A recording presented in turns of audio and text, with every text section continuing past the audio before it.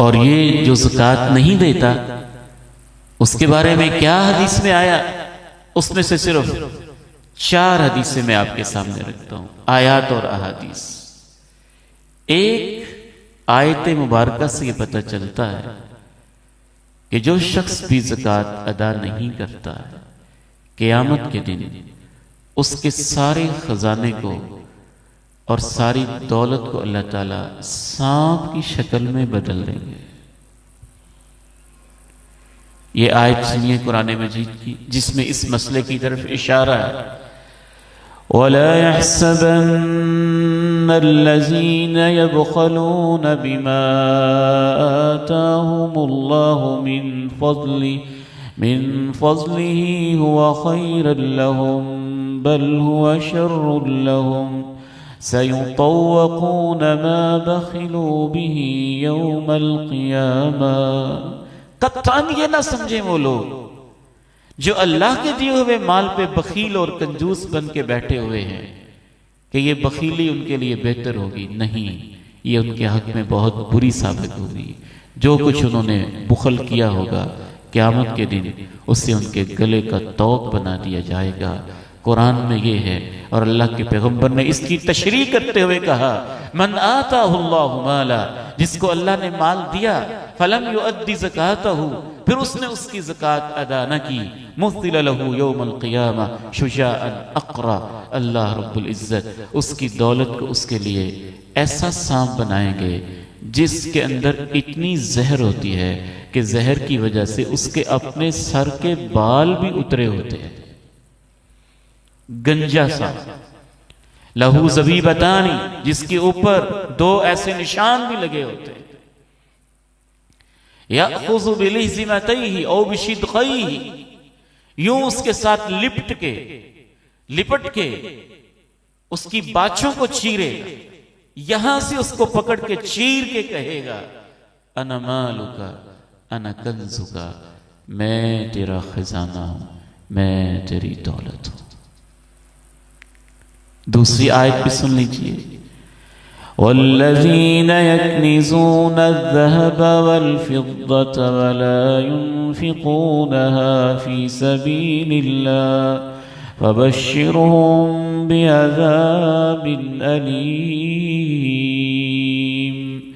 यौम युहमा अलैहा फ़ी नारि जहन्नम फ़तुक्वा बिहा जिबाहुहुम व जुनूबुहुम व ज़ुहूरुहुम हाज़ा मा कनज़्तुम लिअन्फ़ुसिकुम फ़ज़ूक़ू मा कुन्तुम तकनिज़ून।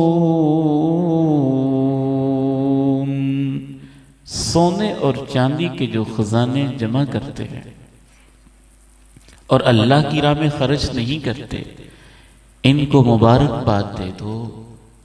अल्लाह का अंदाज देखें। सोने और चांदी के जो खजाने जमा करते हैं और अल्लाह की राह में खर्च नहीं करते, इनको खुशखबरी दे दो, मुबारक दे दो। इनके लिए ऐसा अजाब होगा जो बड़ा दर्दनाक होगा। वही सोने और चांदी के सिक्के, एक ऐसा दिन आएगा उनको जहन्नम की आग में डाला जाएगा और गर्म करके पिघला दिया जाएगा। फतुक्वा बिहा जिबाहुहुम, और जब वो गर्म हो जाएंगे तो उनकी पेशानी के ऊपर वो गर्म गर्म करके लगाए जाएंगे। व जुनूबुहुम, और उनके पहलुओं पे लगाए जाएंगे। व ज़ुहूरुहुम, और उनकी पीठ और कमर पे लगाए जाएंगे।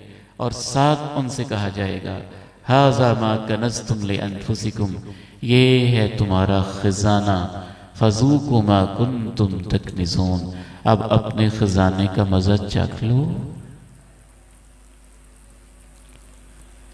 तीसरी हदीस,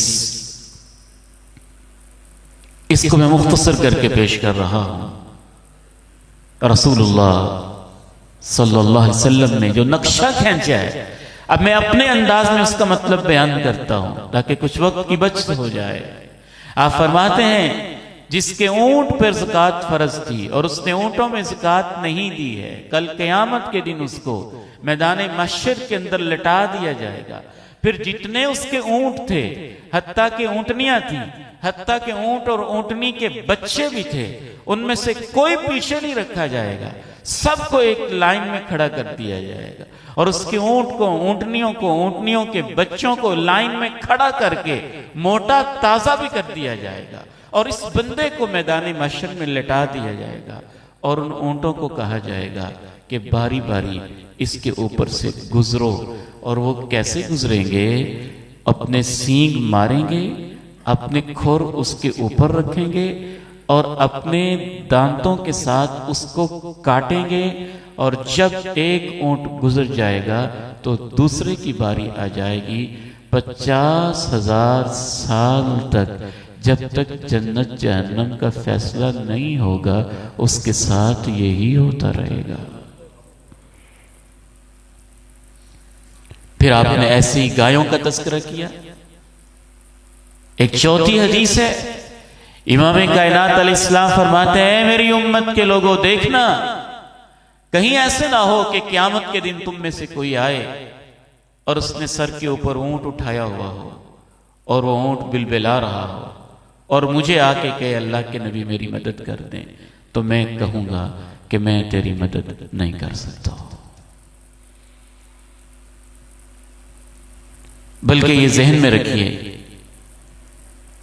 ज़कात अदा न करना इतना संगीन मसला है कि अल्लाह के नबी अलैहिस्सलाम की वफात के बाद कुछ लोगों ने ये कह दिया कि हम ज़कात अदा तो करेंगे लेकिन बैतुल माल में जनाब सिद्दीक को जमा नहीं करवाएंगे, अपनी मर्जी से करेंगे, क्योंकि इज्तिमाई निज़ाम होता था ना ज़कात का।